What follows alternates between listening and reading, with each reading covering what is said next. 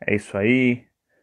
Boa tarde, boa noite a todos vocês que sempre nos acompanham e que sempre estão conosco aqui no Instagram, na live do Teoria Central. É um prazer enorme tê-los conosco, sempre. E hoje a gente vai falar de um tema, talvez um dos temas mais atuais, né, que a gente já pensou, em termos de live, com um convidado mais do que especial para todos nós. Nós, do Teoria Central, esperamos que vocês gostem desta live e que vocês nos acompanhem e participem junto conosco dessa live, mandando seus comentários, que à medida que a live for rolando, a gente vai lendo as perguntas, os comentários, e aí a gente vai batendo papo. O tema hoje é negacionismo e revisionismo científico.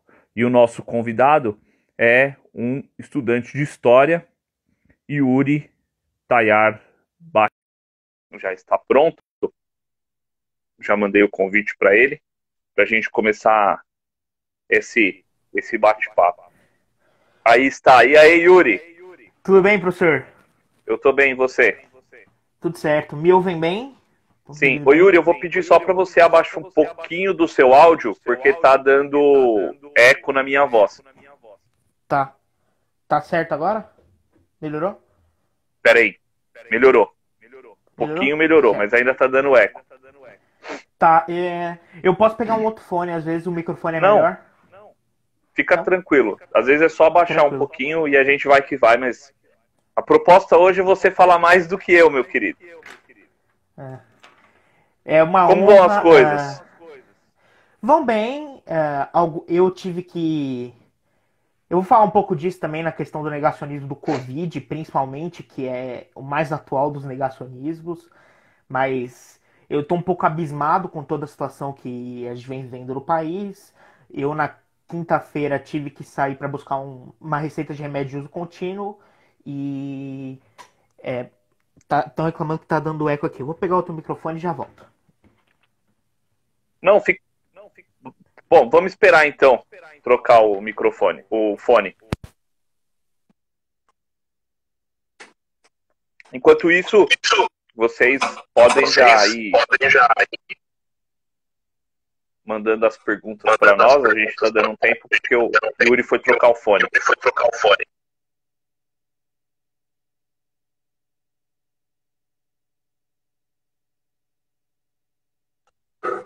Não é não. O Thaís, não é o meu, é no dele, porque quando eu falo, sai no dele lá, ó. E aí dá o retorno no microfone do celular. Obrigado, Giovana, pelas felicitações. Para quem não sabe, ontem foi meu aniversário. Lucas também, muito obrigado. Agora dá para ouvir melhor? Ouvi dá. Tá bom, agora Tá. não deu mais eco, não. Deu um Tranquilo. pouquinho de eco no meu, mas é o volume mesmo. Às vezes é o retorno pelo microfone, mas fica tranquilo. Vai lá, Tá. você tava falando da receita, coisa e tal. Sim, eu tive que buscar uma receita médica de uso contínuo. Infelizmente, é um remédio que o receituário não pode ser enviado online. E o que eu vi na rua foi um cenário desesperador. Muitas pessoas frequentando lojas, na Rua da Moca, principalmente, e muitas sem máscara. Eu não, eu diria que mais de 50% das pessoas estavam sem máscara. O que é um negócio um pouco sério, porque o ideal seria o isolamento social em casa, restritivo. Mas sair na rua somente de máscara, e isso não está sendo feito por boa parte das pessoas. E isso, na minha visão, é um reflexo do negacionismo. Porque em todos os veículos de comunicação, seja na internet, na televisão, você vê direto propagandas em relação ao uso de máscara. Inclusive, tem uma propaganda com o Dr. Drauzio Varela, que é um médico muito conhecido, falando da importância da máscara, falando todos os cuidados que você tem para lidar com a máscara e também com o jeito certo de colocar, de higienizar, que a máscara não pode ter espaço em relação ao seu rosto, para ela ser 100% funcional. Então, isso já é algo preocupante. E o negacionismo do Covid, ele tem uma característica política muito importante. Que, por exemplo, quando o ilustríssimo, digamos assim, presidente da República, ou melhor, não nobre presidente da República, para eu não cair em ironia aqui, falou em discurso em rede nacional que era uma gripezinha, que seria acometido por uma gripezinha caso fosse contaminado pelo Covid-19. Isso é algo sério, porque já naquela época a OMS e várias autoridades de saúde já diziam que o Covid-19 era uma ameaça séria à saúde pública. E o negacionismo, ele está algo tão sério que ele está, inclusive, nesse momento, questionando especialistas desse tipo. Por exemplo, o Tedros Adhanom, que é o diretor da OMS, que o Bolsonaro fez uma declaração, inclusive, que ele não era médico. Tudo bem, ele realmente não tem formação em medicina, mas ele é doutor em saúde comunitária, que é mais do que o suficiente para que ele seja um especialista no tema e talvez seja uma das melhores escolhas em termos profissionais para lidar com uma pandemia. Então, o negacionismo, ele não é simplesmente o terraplanismo, que é óbvio que provavelmente comentaremos aqui, ou a questão do antivacina, que também é um risco à saúde comunitária, ou, enfim, o negacionismo da AIDS, que foi um episódio que aconteceu muito grave relacionado a um médico, principalmente na África do Sul. Então, foi um episódio extremamente grave. E os negacionismos do ponto de vista histórico, que é basicamente muitas pessoas dizendo que não houve ditadura militar no Brasil, sendo que as evidências, inclusive documentos oficiais da ditadura militar, eu me recuso a chamar de regime militar, é uma questão, nesse ponto, ideológica minha, de historiador. E assim, foi uma ditadura militar e o AI-5 talvez seja uma das maiores provas disso, porque um governo, numa democracia, não tem direito de suprimir outros poderes, e isso foi feito com o AI-5, por exemplo. Fora as torturas, perseguições políticas e coisas do tipo. Então, a base do negacionismo pode ter causas políticas, pode ter causas, algumas vezes religiosas, que eu vou expor também, claro, de um fanatismo religioso. Eu não quero de nenhuma forma culpabilizar religiões aqui. Isso seria um ato de intolerância religiosa por minha parte, e é algo que eu não concordo com nenhum tipo de intolerância, mas há pessoas que já usaram argumentos religiosos para justificar alguns negacionismos. Então, acho que partindo dessa premissa, a gente pode começar a discutir alguns temas. Muito bem. Então, muito bem explanado, muito bem apresentado isso que é a questão do revisionismo e do negacionismo. A primeira coisa que eu queria que a gente pudesse, então, falar, Yuri, é em relação, acho que a base de todo e qualquer revisionismo e negacionismo, que é a questão da manipulação dos fatos e dos dados, né? Como que você percebe isso, né? Principalmente quando esta manipulação de fatos e dados, elas estão alinhados a uma legitimação de um projeto político específico. Bom, sobre isso saiu uma entrevista um tempo atrás. Eu sempre vou tentar dar alguns recortes temporais ou umas balizas em questões de fontes, por uma questão de honestidade intelectual, também para provar que eu não tiro as coisas que eu estou falando da minha cabeça. Houve uma entrevista que foi veiculada em alguns jornais, inclusive da Gazeta do Povo, vários jornais, com um terraplanista chamado Anderson Neves. E ele tem um projeto intelectual claro, que é basicamente contra 3 mistificadores. Ele, inclusive, entrega um panfleto ao repórter. Esses 3 mistificadores são Newton, Darwin e Copérnico, que são provavelmente 3 das mentes mais brilhantes de todos os tempos em cada uma das suas áreas da ciência.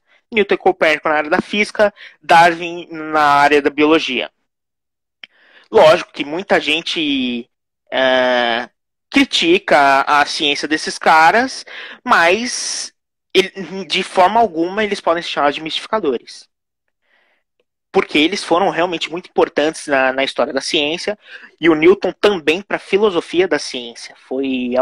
Ele foi um cara fundamental em termos de vistas metodológico, e ele é um dos grandes paradigmas científicos, que são aristotélico ptolomaico, newtoniano e einsteiniano, que é o paradigma mais recente, que aí sabe-se Deus quando vai durar. Mas de qualquer forma ele foi um cara muito importante. O negacionismo, ele atende a termos políticos e ele é legitimado por uma cultura que eu diria de contestação, mas não uma contestação baseada em fatos. Uma contestação para priorizar certos discursos ideológicos em torno de uma verdade evidente cientificamente, de um conhecimento metodologicamente comprovado e um conhecimento seguro. O terraplanismo, nesse sentido, é o melhor exemplo deles. E eu cito um exemplo que existem basicamente duas escolas de terraplanistas. Esse é um dos temas que eu penso em fazer minha iniciação científica. Inclusive, já tem até algum professor em mente. E eu já fiz algumas pesquisas sobre isso. E há um ramo da astronomia, entre aspas, astronomia, porque é uma astronomia terraplanista, que é a astronomia zetética, de um cara chamado Samuel Rowbotham, do final do século XIX, e que ele faz várias experiências que provariam que a Terra é plana. Fora essa astronomia zetética, você tem pessoas que justificam o terraplanismo com base em algumas passagens da Bíblia.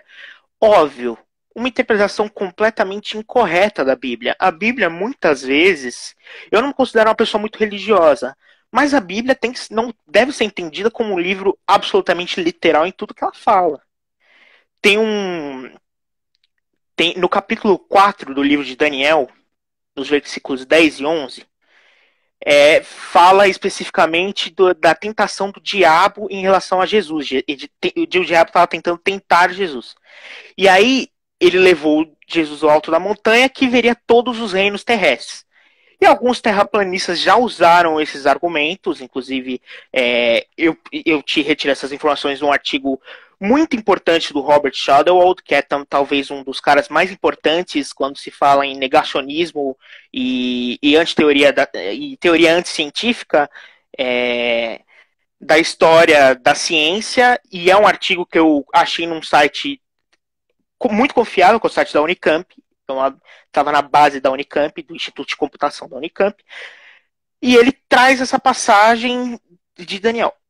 Óbvio, essa passagem ela foi usada de maneira completamente distorcida pelos terraplanistas, porque o ponto mais importante dessa passagem bíblica em específico é que o diabo não conseguiu tentar Jesus. Mas aí estão usando isso como justificativo de não daria para ver todos os reinos se a Terra fosse plana, o que absolutamente não faz nenhum sentido. A fala é metafórica, não é uma fala literal, não é uma fala que visa uma comprovação científica. Então, é um exemplo de uso incorreto da religião na ciência.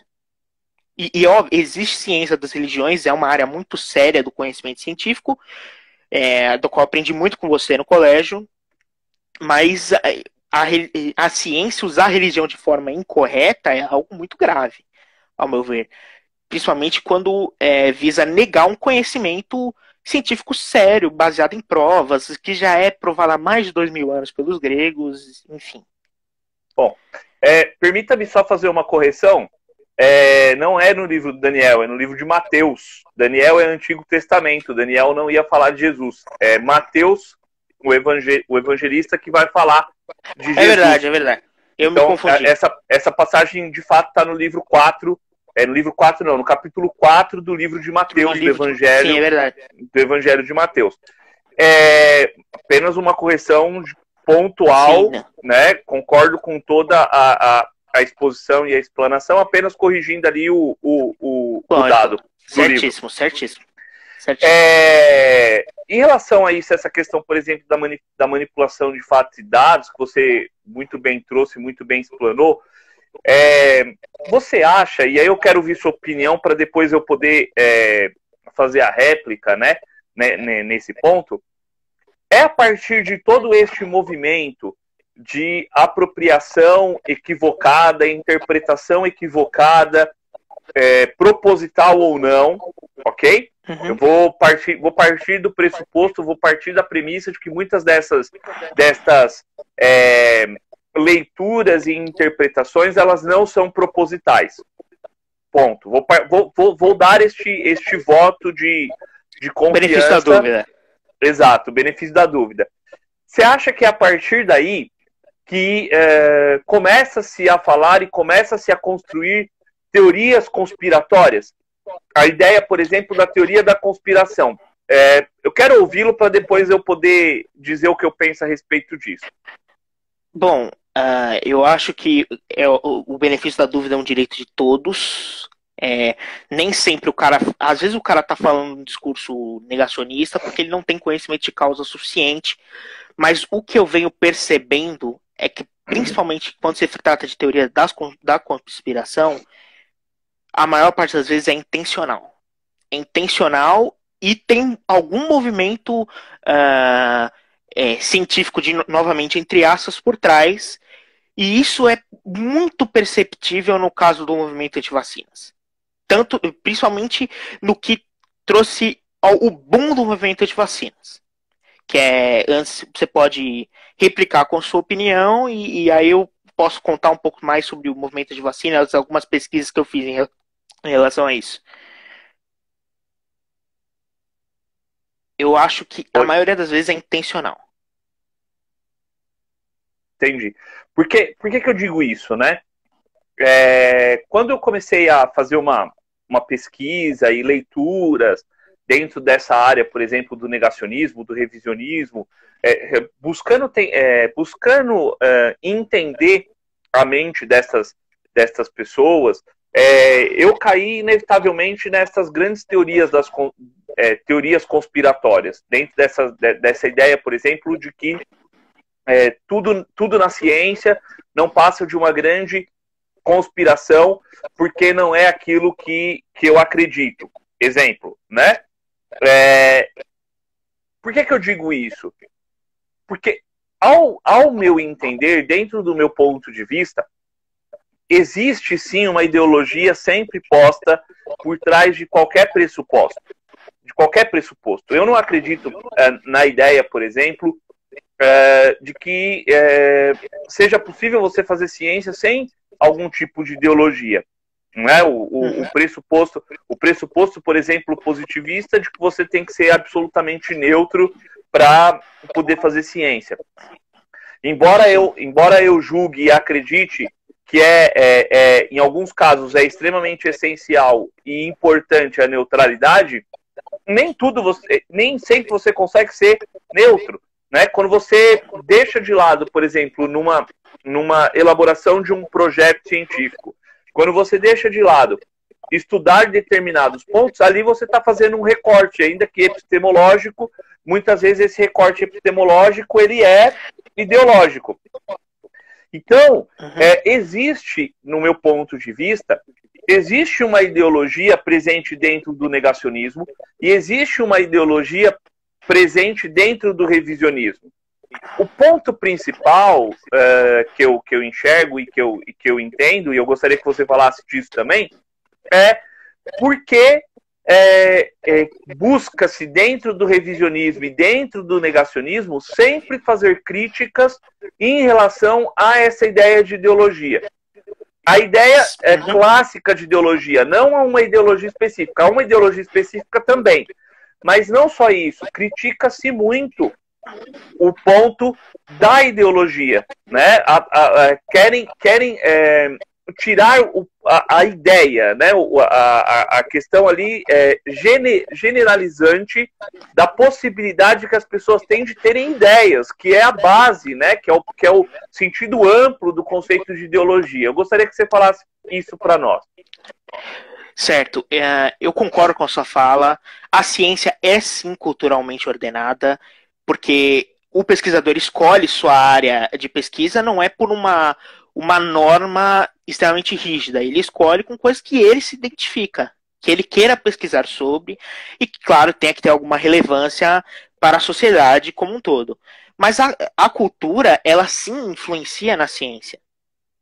A questão que eu percebo no negacionismo e a crítica à ideologia que ele faz, é que o negacionismo ele serve para satisfação de egos. Parece que ser do contra torna isso especial. Então, por exemplo, quando o Datafolha faz uma pesquisa e afirma que 7% dos brasileiros são terraplanistas, e o Anderson Neves, que eu já citei anteriormente, afirma que são 11 milhões de terraplanistas, que é um número até menor do que considerando 7% do total da população brasileira, essas pessoas meio que elas se identificam com aquilo. Talvez para elas o fato da Terra plana faça total sentido, mas talvez seja só para desconsiderar uma ciência, um fato científico já provado, seguro e metodologicamente correto, para satisfação pessoal. Que é uma fala do Anderson Neves, que traz na entrevista, logo verão que os terraplanistas são os mais inteligentes. Então, eu percebo que a ciência, e isso é um defeito da ciência, é óbvio, muitas vezes ela foi utilizada para inflar egos de pessoas. Eu não acredito que esse seja o papel da ciência. Inclusive, eu acho que conhecimento sem humildade não vale nada. Conhecimento sem humildade não adianta para nada. Sabe? Serve para você morrer com aquele conhecimento e ok. Tudo bem, o que adianta você ser o mais sábio do mundo e não querer passar esse conhecimento adiante? O objetivo do conhecimento é ser passado adiante. Na minha concepção. Então, eu acho que há uma questão de satisfação de egos por trás. Eu percebo isso muito no terraplanismo. O terraplanismo talvez seja o maior deles. Principalmente porque você tem uma noção de que se você conseguir provar o contrário, que realmente a Terra é plana,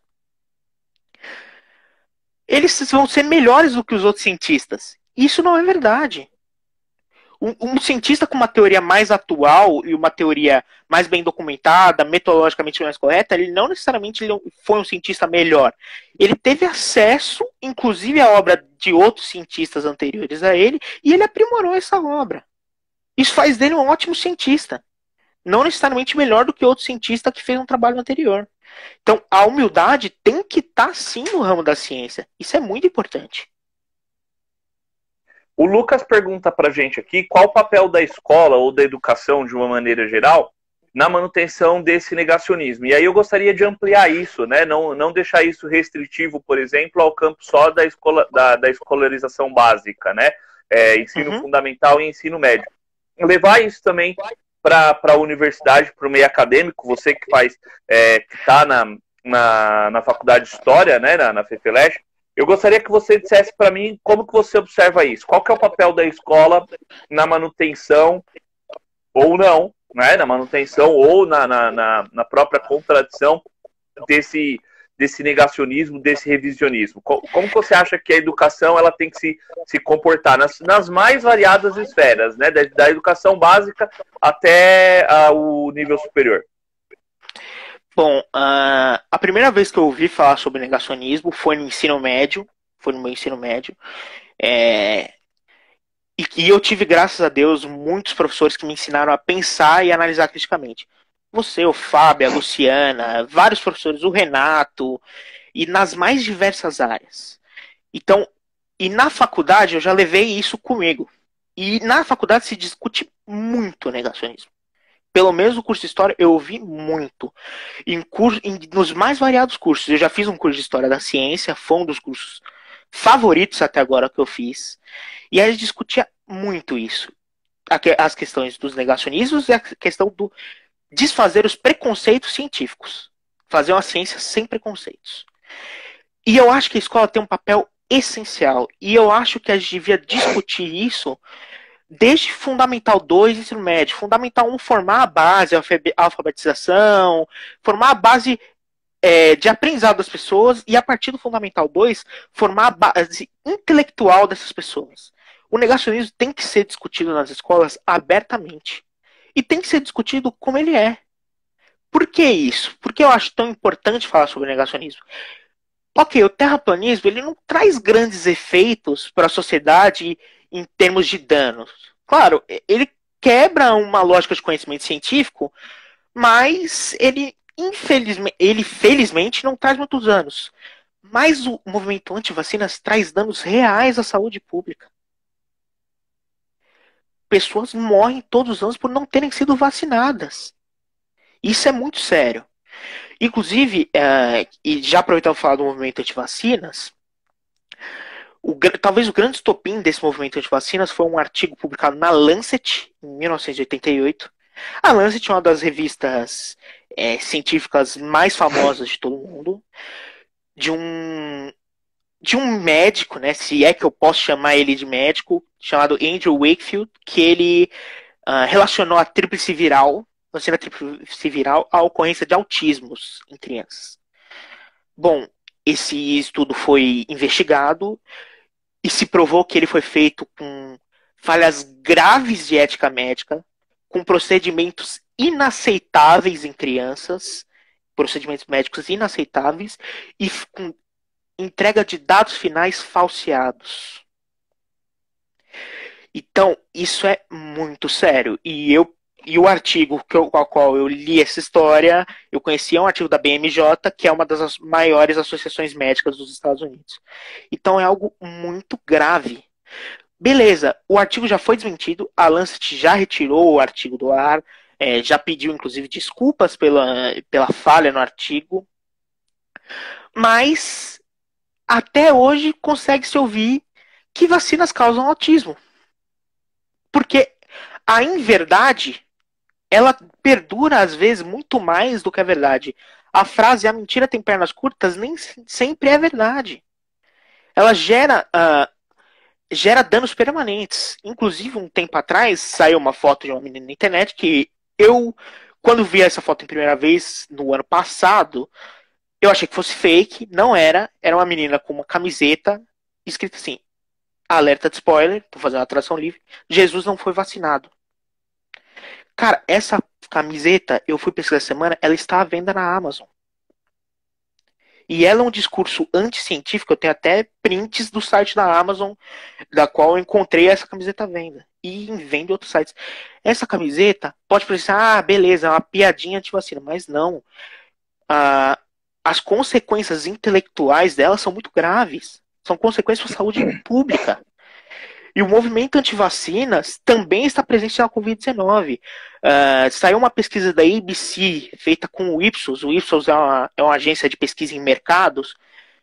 1/4 da população dos Estados Unidos diz que não se vacinaria, não seria provável se vacinar contra o Covid-19, mesmo que uma vacina segura e efetiva fosse inventada, fosse criada. E é óbvio, eu não posso colocar 25% das pessoas como pessoas do movimento de vacina. Seria injusto da minha parte. Eu estaria, por exemplo, negligenciando a condição da inexistência de um sistema de saúde nos Estados Unidos que torna vacinas muitas vezes inacessíveis para o público mais pobre. Claro.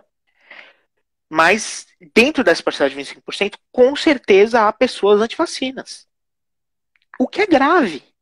É muito grave. Principalmente se tratando de uma doença que já matou mais de 100 mil pessoas nos Estados Unidos.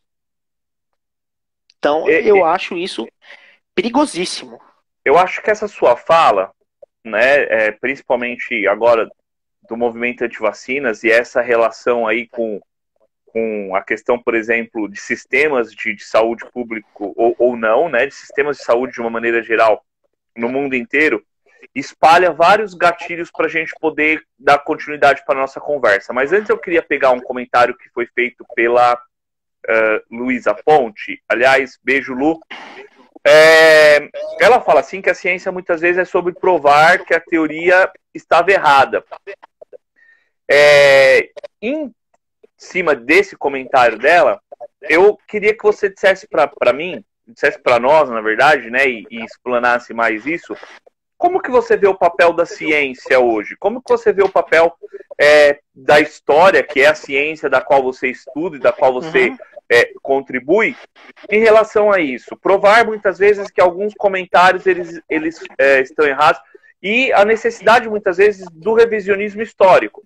Que a gente, muitas vezes hoje, né, a gente que fez história, você que faz história, eu que sou professor de história, a gente fala que a a história ela não é estática, ela é cíclica. Você precisa revisitar a história a partir do momento que surjam novos documentos históricos. Você revisita esses fatos históricos e muitas vezes você faz uma nova leitura daquela história. Eu queria que você me dissesse isso. Qual a grande diferença, por exemplo, desse tipo de revisionismo ou desse tipo de revisão, vou diferenciar os termos aqui, revisão científica, e aí no campo da ciência você pode pegar a teoria da refutabilidade do Popper e daí e caminhar, ok? Do revisionismo. O que é revisão e o que é necessário para a ciência e para a história, e o que é revisionismo e é, entre aspas, fútil. Né?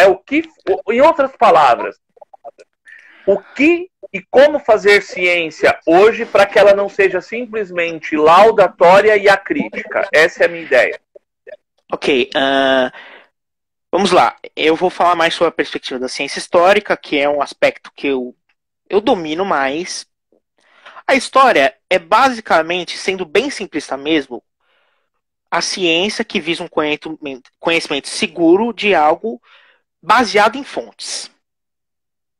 Sempre que uma fonte nova é encontrada, e a arqueologia tem uma função muito relevante nisso, as disciplinas sempre se comunicam, há necessidade de uma revisão daquele conhecimento histórico específico. Que, ao meu ver, não é feito simplesmente para refutar outra teoria. Isso eu acho muito banal. Eu acho que é feito para modificar essa teoria.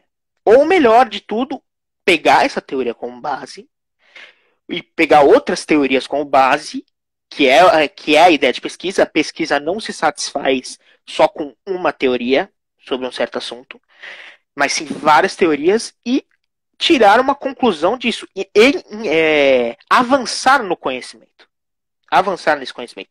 Então, nesse aspecto, o revisionismo é algo extremamente positivo. E é o que, de certa forma, nos permite avançar na área de conhecimento em vários assuntos diferentes. No entanto, o revisionismo pode ser perigoso.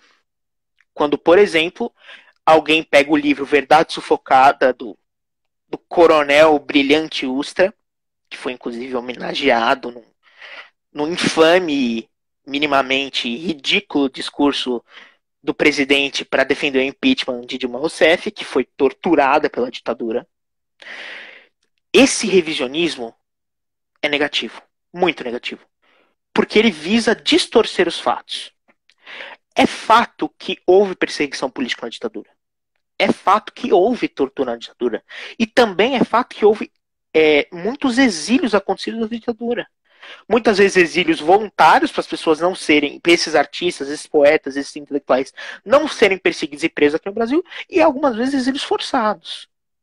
Então, fugir a esses fatos é negar uma realidade. E eu entendo que muito das pessoas que hoje defendem nas manifestações antidemocráticas a intervenção militar é porque tem uma memória histórica de certa forma grandiloquente e positiva da ditadura militar, que eu julgo algo extremamente negativo.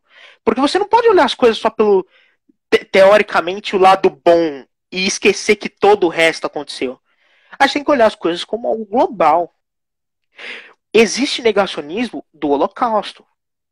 E no ano passado, retrasado, o Peter Handke ganhou o Nobel de Literatura e ele é um negacionismo do genocídio bósnio. Então, assim, são coisas que a gente tem que tomar cuidado, são coisas que estão muito presentes no nosso cotidiano e que a gente vê e a gente não consegue muitas vezes raciocinar e linkar as coisas. É muito grave alguém pedindo intervenção militar na STF.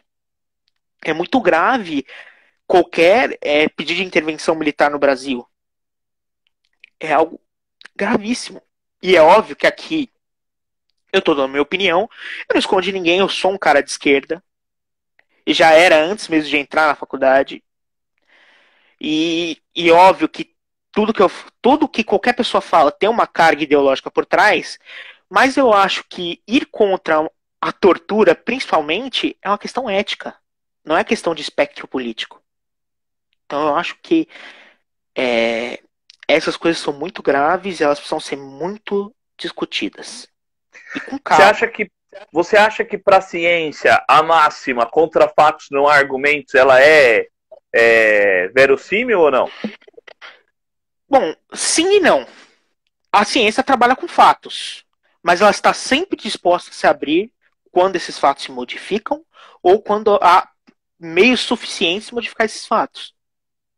Porque senão não seria ciência. A ciência que se faz hoje não é a mesma ciência do século XIX. E que ótimo isso.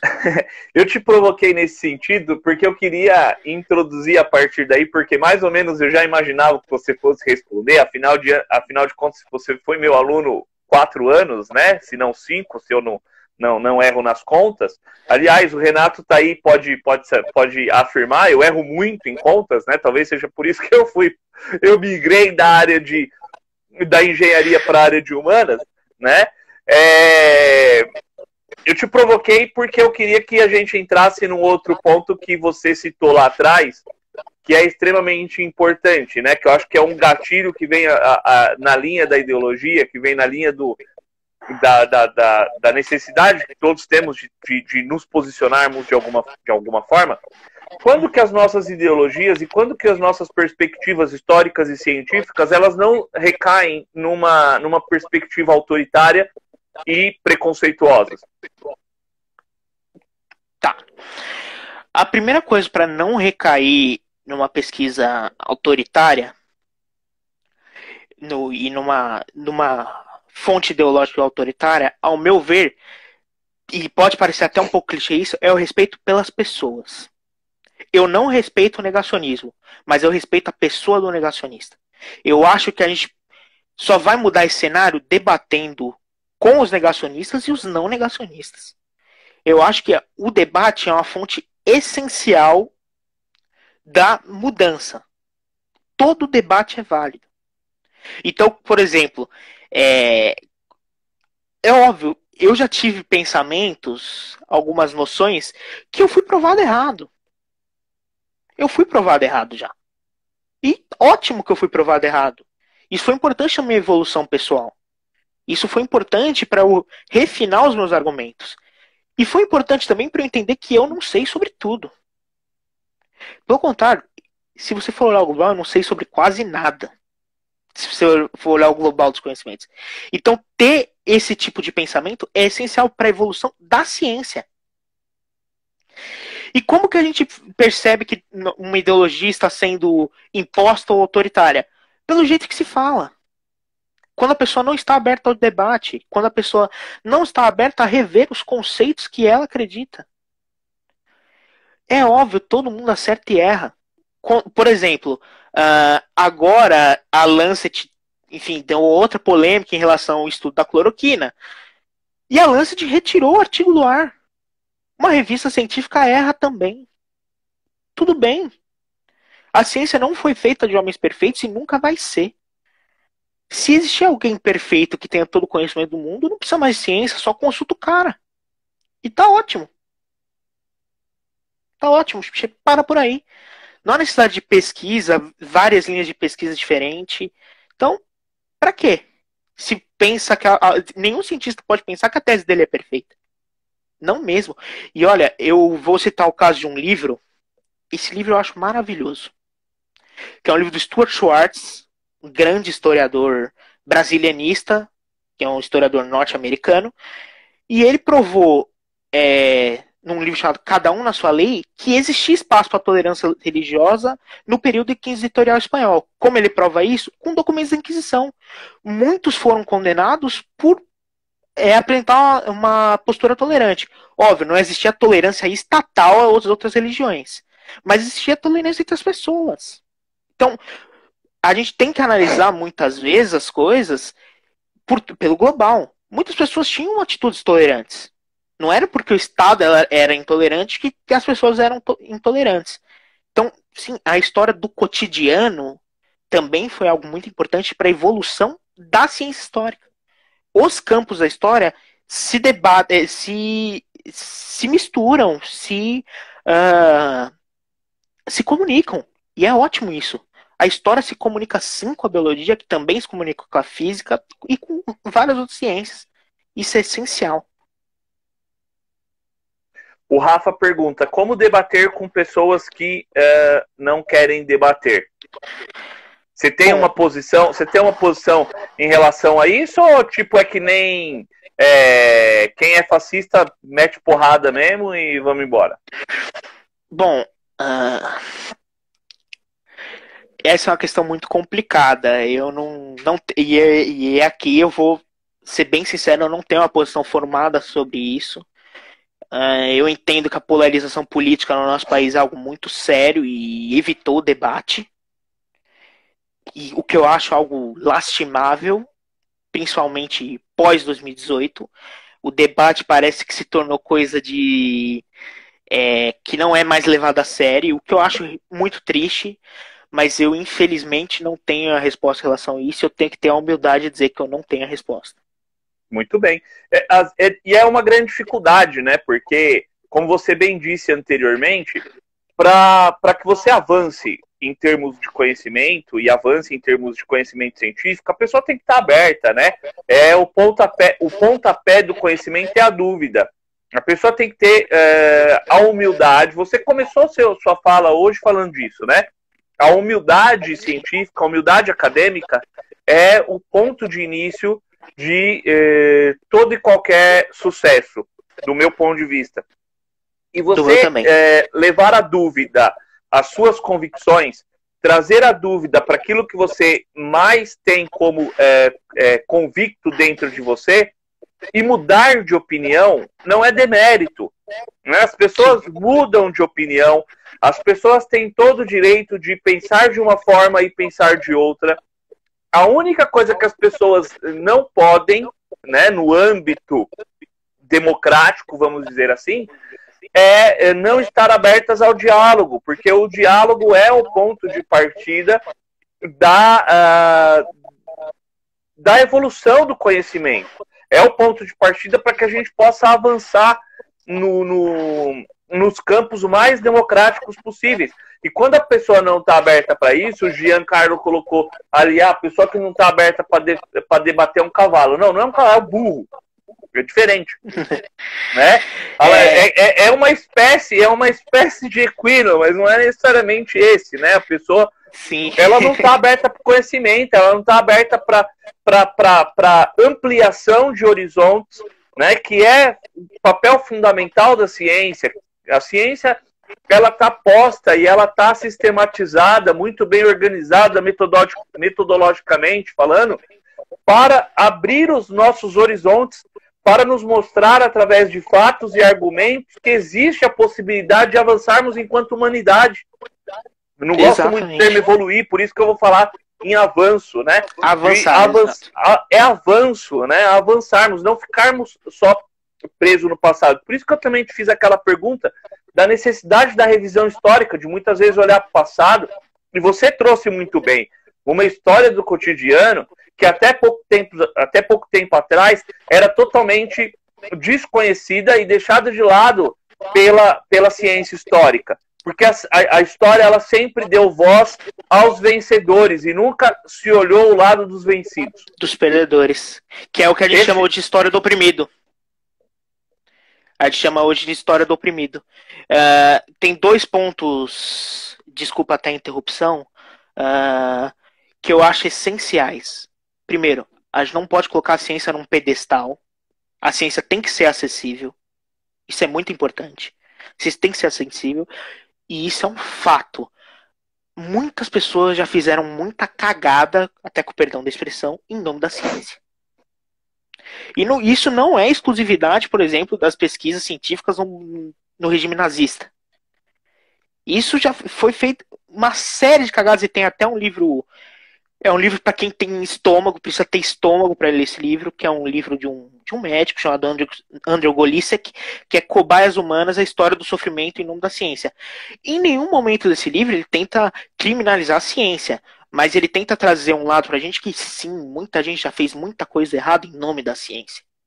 Então o cientista, ele não é perfeito, a ciência também não é perfeita, mas a ciência traz um caminho seguro para o conhecimento, metodologicamente correto, com hipóteses, e quando essas hipóteses são negadas, é obrigação do cientista admitir isso.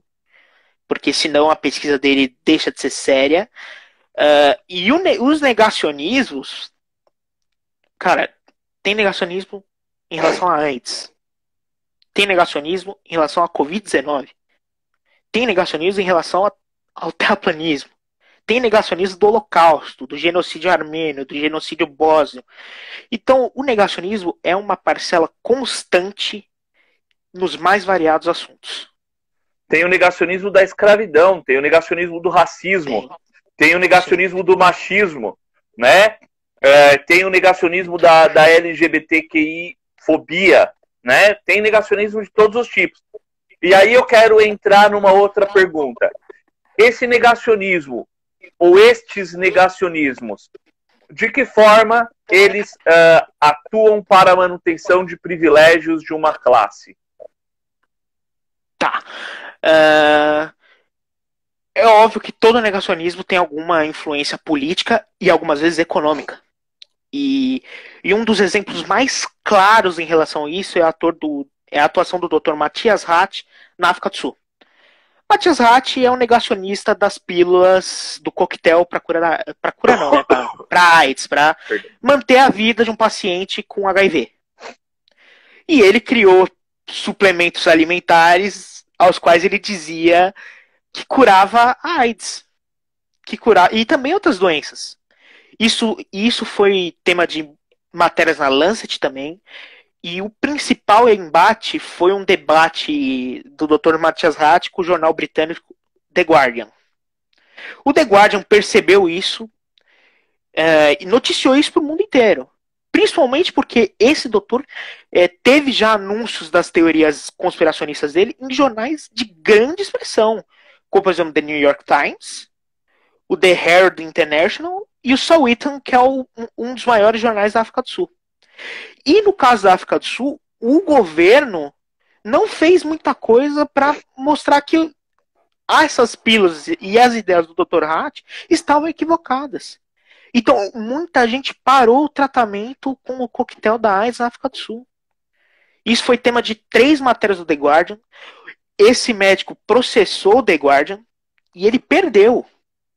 Ele perdeu em 2008.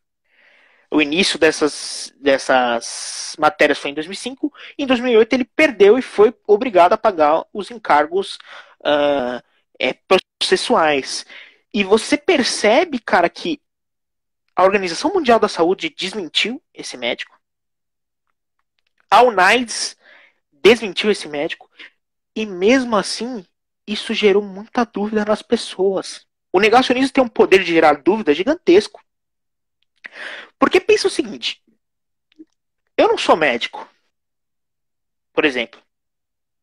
Se chega um médico que tem escritórios em muitos países, inclusive países como os Estados Unidos e até a Rússia, chega e fala uma coisa dessa, eu tenho uma tendência a acreditar no que ele está falando.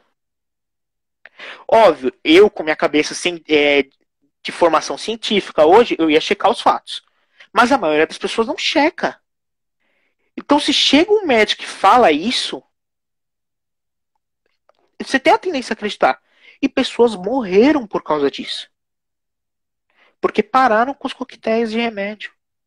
Então, olha a gravidade que uma postura negacionista, e no caso essa é uma postura negacionista levada por motivos econômicos, para ele vender os suplementos dele, e de certa forma manter um privilégio de classe, tanto de aceitação científica, no caso de um médico, tanto de poderio econômico pela venda desses remédios. Então, olha a gravidade dessa situação. Isso não é algo que aconteceu na década de 80 e 90, quando ainda as pesquisas em AIDS estavam no início. Isso aconteceu em 2005. Então, é muito grave. O negacionismo é muito grave. O negacionismo pode custar vidas. E acho que penso eu que a manutenção dos privilégios, ela passa justamente por isso, né? Eu acho que ela resume bem tudo isso que a gente vem falando até aqui, né? Quando você arma teorias conspiratórias, né? Repete essas teorias conspiratórias à exaustão, dentro daquela máxima também de que uma mentira repetida várias vezes, ela se torna uma verdade. quando existe uma ideologia que está por trás de tudo isso.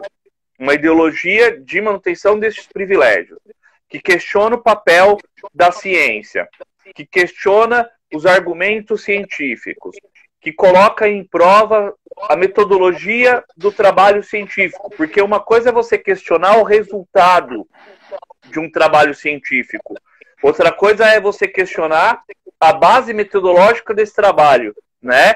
O axioma posto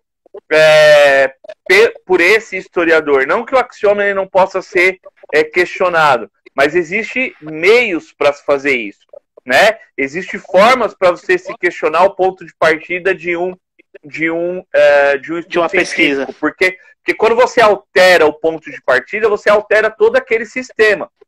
E aí entra lá as várias perspectivas dentro da própria ciência, perspectivas que são válidas num plano, perspectivas que são válidas no outro plano, perspectivas físicas que são válidas quando você fala de leis naturais, perspectivas que são válidas quando você fala de física quântica, e aí por diante.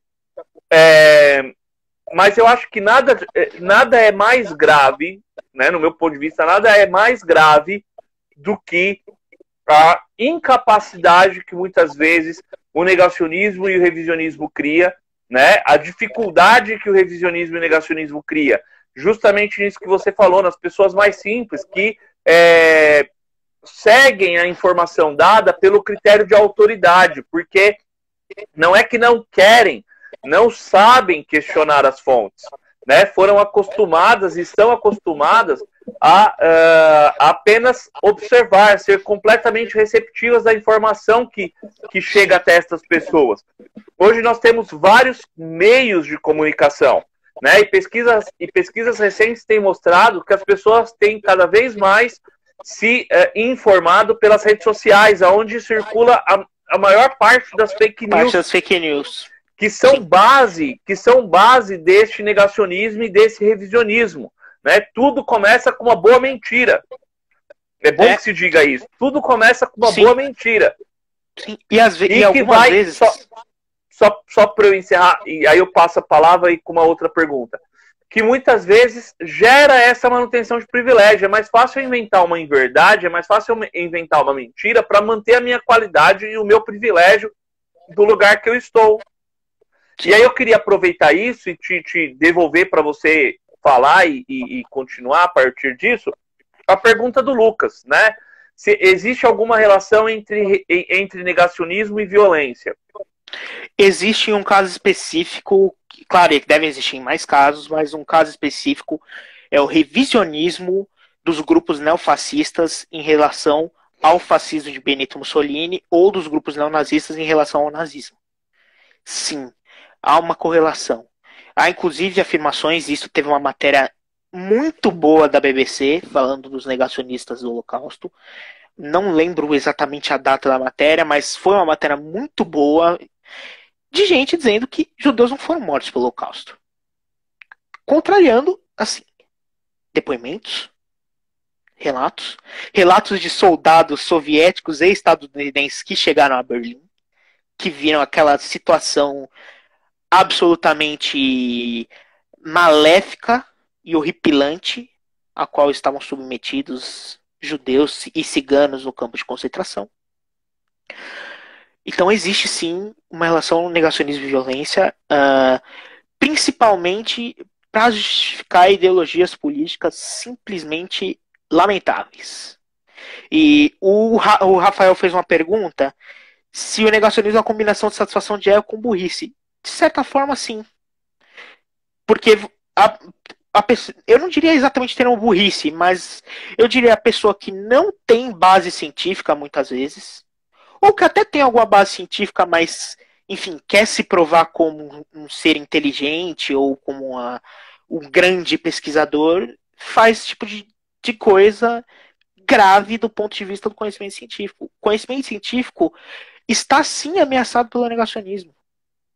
E eu falo isso que tem um debate muito interessante no departamento de geografia da Universidade de São Paulo, que há um professor da geografia que é filiado ao PSL, tentou ser deputado federal e uma das bandeiras dele é negar o aquecimento global antropogênico. Então, Existe sim negacionismo. Há evidências massivas de que a ação humana afeta sim a temperatura global do planeta. Mas há alguns cientistas, e nesse caso sem aspas, porque ele é professor doutor, e que acham que isso não é uma realidade. Professor na Universidade de São Paulo. Tem um professor chamado Afonso de Vasconcelos, inclusive está numa das reportagens que eu citei sobre o terraplanismo, que ele diz que a Terra é plana. Professor em geociências a favor do terraplanismo. Hoje eu acho que ele nem está mais no Brasil. Ele está nos Estados Unidos, onde o terraplanismo é bem forte. Tem uma escola terraplanista dos Estados Unidos que é bem forte, se é que pode chamar de escola, né? Mas tudo bem. Pode ser uma linha de pensamento, né? Escola enquanto linha de pensamento, né?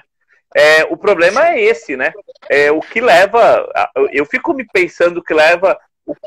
Eu fico tentando entrar na cabeça de um cara desse para tentar imaginar, para tentar se tornar plausível, em mim, pelo menos, as afirmações e as proposições desses caras em relação a esse tema, porque para mim me soa tão absurdas, sim, né, que eu não consigo entender. Então eu fico tentando. E quando eu vejo, eu não consigo sair desse círculo vicioso, digamos assim.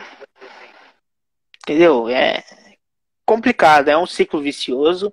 Inclusive, há pessoas que fazem alguns experimentos científicos, principalmente os terraplanistas, de alto risco à vida deles. Outro dia morreu um cara que construiu um foguete caseiro para tentar provar que a Terra é plana. Cara, desculpa a risada, mas é que e também era um absurdo. É isso que eu tô falando pra você. Beira o absurdo. Entende? Não, e aí o cara. Isso é violência. Isso também é uma forma de violência. O tic-teco deles tá em guerra, velho. Estão em guerra o tic-teco. Não tem jeito. Estão tirando X1 na cabeça dele. Cara, é incrível como que essas coisas. E assim, não é só incrível como pensa, mas é incrível a velocidade com que isso dissemina. Né? Aí eu acho que a Luísa Ponte, ela falou muito bem antes, lá nos comentários lá atrás, que eu vi de relance, né? Ela trouxe muito bem ali. Eu acho que a grande dificuldade também da ciência é traduzir estes apelos científicos, essas verdades científicas, de uma maneira simples, para que as pessoas possam entender. Às vezes a ciência, e aí eu posso falar da história, posso falar da filosofia sobretudo, tem uns arranjos epistemológicos, semânticos, que nem mesmo os caras entendem. Parece que quanto mais difícil você fala, mais inteligente você é. E na verdade não é isso. É o contrário. Né? Quanto mais difícil você fala, menos pessoas te entendem. E quanto menos pessoas te entendem, mais as pessoas vão te ignorar. Ora, eu acho que que existe uma necessidade para pessoas simples também. Acho que existe uma necessidade de revermos também os nossos discursos, revermos também as nossas construções narrativas em relação a isso, para tornar essas narrativas e essas verdades elas mais simples para que as pessoas entendam. Não só tornar as nossas narrativas mais simples, tornar as nossas narrativas mais acessíveis, porque existe uma dificuldade muito grande também de acessar estes trabalhos científicos, que você muito bem trouxe aqui, né? Muito bem citou vários trabalhos. Existe uma dificuldade muito grande de chegarmos até esses trabalhos, de acessarmos esses trabalhos. Isso tinha que ser mais simples do meu ponto de vista. E outra coisa que é muito importante... Desculpa te interromper, Yuri, desculpa te interromper. Finaliza e já dá um tchau, porque falta 1 minuto para a gente terminar. Certo. Eu queria deixar claro que o negacionismo é algo, como citado, muito negativo, e a ciência tem que ser mais simples e acessível. Muito da bibliografia que eu usei, de certa forma, como suporte para a minha pesquisa, que eu já faço há algum tempo, penso em ser minha área de iniciação científica, infelizmente está em inglês, o que torna ela menos acessível para as pessoas em geral. Mas a ciência produzida nacional pode sim ser mais simples. Você não precisa usar um termo extremamente pedante, sendo que há um termo mais simples. E para concluir, fique em casa, é uma mensagem muito importante que a Giovana colocou no chat. Fique em casa na medida do possível. Nós estamos ainda em pandemia. Está grave e a situação pode piorar Isso. muito. 5 Por segundos. favor, sejam conscientes. Tchau!